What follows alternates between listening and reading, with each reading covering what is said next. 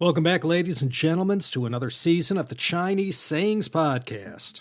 This is the 7th season of this ultra-niche podcast show that, may I remind you, my naysayers said would pod fade in no time at all. Still alive and kicking.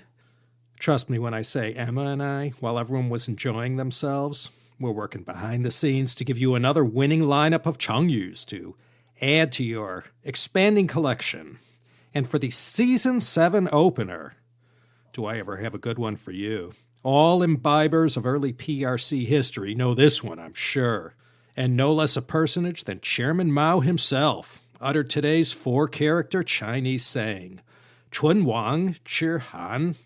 Chairman Mao thought this one was so apropos he used it himself back in the day. And Mao Zedong, if you could say nothing else about him, he knew his Chengyus, even invented a few himself. But the great helmsman wasn't the first one to use this ancient Chinese idiom.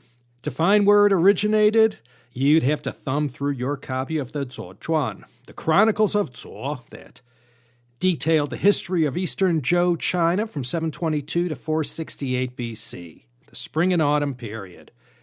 That's where Chún Wáng Chǐ Hán comes from. Before we begin the story behind this 4-syllable Chinese saying, let's first look at the characters that make up the idiom. Chún Wáng Chǐ Hán. Your chun is your lip. And wang means to lose or be gone, among other definitions. Chún Wáng, the lips are gone. And a chǐ is a tooth. Han means cold. And when you join all 4 characters together, you get lips gone, tooth cold. Not much of a clue. Therefore, in order to figure this idiom out, all we can do is check out the backstory from whence it came. So let's climb into our Wayback Machine and set the dials for the 650s BC. And our story takes place in the mighty state of Jin, at a time when Jin was riding high as the most powerful and consequential of the early Eastern Zhou-era states. Co-starring in this story are the much smaller and mostly forgotten states of Guo and Yu. These 2 dukedoms went all the way back to the beginning of the Western Zhou and were both located very close to the Zhou ruling family, both politically and geographically.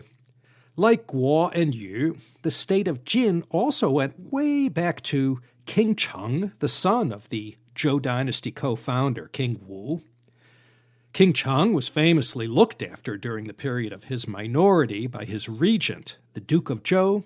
So these states, all close to the king, all right near each other on the map, and all 3 were descended from the royal Qi family who founded and ruled the Zhou dynasty. Yu and Guo, these 2 recognized their precarious situation, being small states, bordering a giant like Jin. So these 2 stuck together and always had each other's back. And up to now, there hadn't been any major incidents. During the reign of Duke Xian of Jin, Jin Xiangong, 676 to 651 BC, the Duke of Guo couldn't contain his aspirations to expand his state and grow his power. Often he would order his troops to attack and harry the borders of Jin. Now, Duke Xian of Jin was outraged at these attacks coming from Guo to his south, and he racked his brain trying to come up with a way to respond to such provocations. But nothing came to mind. At last, Duke Xian went to his trusted advisor, Shun Xi, and asked him, can't we just perform some kind of a special military operation to attack the state of Guo and then annex them? Shun Xi replied, don't consider that option, Your Highness, unless you want to entangle yourself in a 2-front war with Guo and Yu. Those 2 states are so close that you can't invade Guo without Yu coming to its aid, and we can't be confident that our forces are a match for their combined military power. Duke Xian sighed and said, then I guess our only option is to stand by and do nothing, as our borders are constantly harassed by Guo forces. Shun Xi replied, not exactly. I know that the Duke of Guo is easily distracted by beautiful women and losing himself to the pleasures of the flesh. I suggest that you send him a gift of a number of beautiful Jin women, And you mark my words, in no time at all, he'll forget his duties of state, and with his eye off the ball, so to speak, poor governance will soften them up and make Guo nice and ripe for an invasion. Duke Xian thought this was an interesting notion, and did exactly as Chún Shi suggested. After everything had been arranged and all these veritable beauties were sent down to Guo, just as Chún Shi had predicted, the Duke of Guo soon let matters of state fall to the wayside as he lost himself to the pleasures of this gift from Duke Xian of Jin.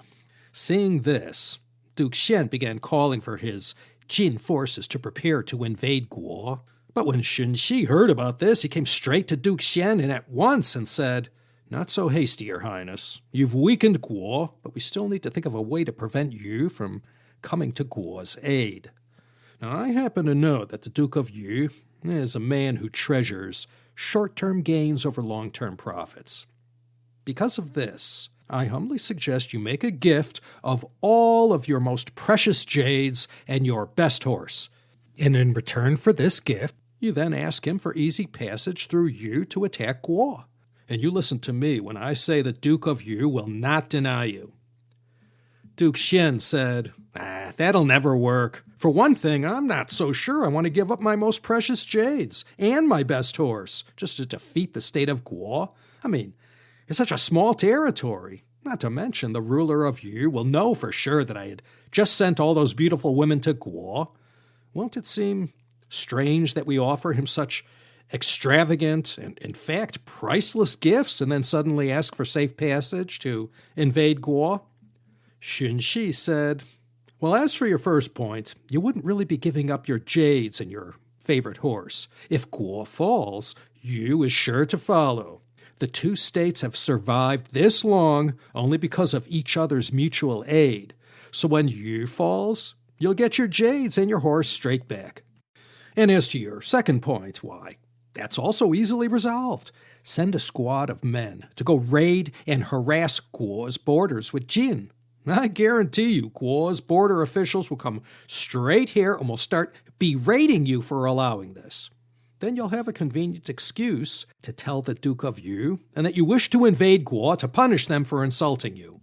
And Duke Xian did exactly as Chún Shi advised and sent a few men to cause trouble on Guo's borders. And just as Chún Shi predicted, Guo sent emissaries to criticize Duke Xian.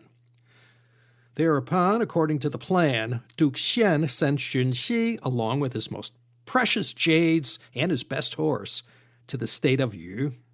When Chún Shi was able to get an audience with the Duke of Yu, he presented Duke Xian's fine horse and precious jades. The Duke of Yu almost couldn't believe the rarity and fineness of the gifts he had just been handed.